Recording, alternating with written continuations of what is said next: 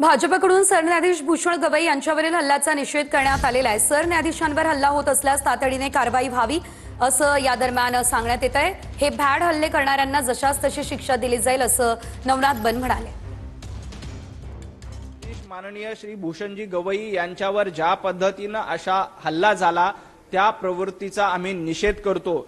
या देश घटनेने चालतो, हा देश संविधानाने चालतो। अशा पद्धतीने सर्वोच्च न्यायालयाच्या सरन्यायाधीशांवर एखादा व्यक्ती हल्ला करत असेल तर त्याच्यावर तातडीने कारवाई झाली पाहिजे आणि पंतप्रधान नरेंद्र मोदीजी स्वतः या घटनेकडे लक्ष देऊन आहेत आणि तातडीने कारवाई केली जाईल। अशा प्रवृत्तीचा वारंवार निषेध आम्ही करतो, याचं कुणीही समर्थन करत नाही। अशा पद्धतीचे भ्याड हल्ले जो कोणी करतायत त्यांना जशास तशी शिक्षा दिली जाईल। तर आपण पाहतो या ठिकाणी सरन्यायाधीश गवई यांच्यावरील हल्ल्याचा पवारांच्या राष्ट्रवादीकडून निषेध करण्यात आलेला आहे। तर ही तीनही दृश्य बघा, रोहित पवार यांच्या नेतृत्वात छत्रपती संभाजीनगरमध्ये आंदोलन होत आहे। दुसरीकडे सुप्रिया सुळे यांच्या उपस्थितीमध्ये देखील बारामतीत आंदोलन सुरू झालेलं आहे। शशिकांत शिंदे यांच्या उपस्थितीमध्ये मुंबईमध्ये आंदोलन सुरू। आपण पाहतोय भाजपकडून देखील सरन्यायाधीश भूषण गवई यांच्यावरील हल्ल्याचा निषेध करण्यात आलेला आहे। तर पवारांची राष्ट्रवादी सुद्धा आक्रमक झाली असल्याचं पाहायला मिळत आहे। ओके, रोलिंग इधर आजा।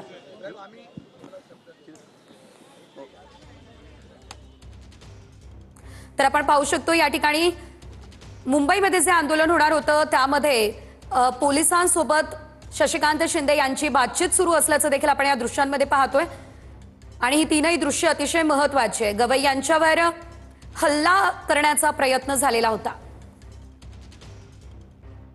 या संदर्भात अधिकचे अपडेट घेऊयात आमचे प्रतिनिधी अक्षय मंकनी यांच्याकडून। अक्षय, आपण पाहतोय शशिकांत शिंदे यांच्या उपस्थितीमध्ये मुंबईमध्ये आंदोलन होणार आहे, मात्र पोलिसांसोबत त्यांची काही बातचीत होताना दिसतेय। नेमकं काय घडतंय त्या ठिकाणी?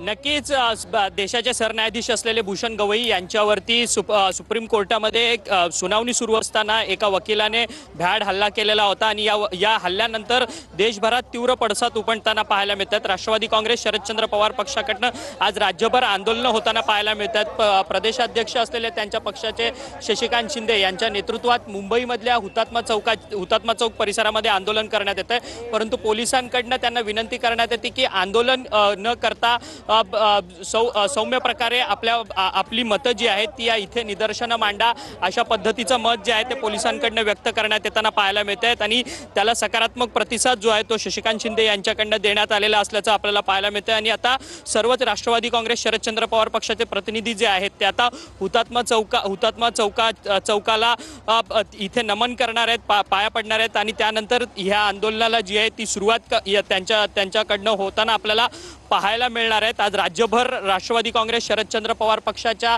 कार्यकर्त्यांकडनं ठिकठिकाणी आंदोलन होताना पाहायला मिळतात। बारामतीमध्ये सुप्रिया सुळे यांच्या नेतृत्वात आंदोलन करण्यात आलं, तर संभाजीनगरमध्ये डॉक्टर बाबासाहेब आंबेडकर मराठवाडा विद्यापीठाच्या बाहेर रोहित पवार यांच्या नेतृत्वात आंदोलन करण्यात आलेलं आहे। आता राष्ट्रवादी काँग्रेस शरदचंद्र पवार पक्षाचे प्रदेशाध्यक्ष असलेले शशिकांत शिंदे यांच्या नेतृत्वात आता हुतात्मा चौक परिसरामध्ये या सगळ्या घटनेच्या निषेधार्थ आंदोलन करण्यात येताना आपल्याला पाहायला मिळत आहे।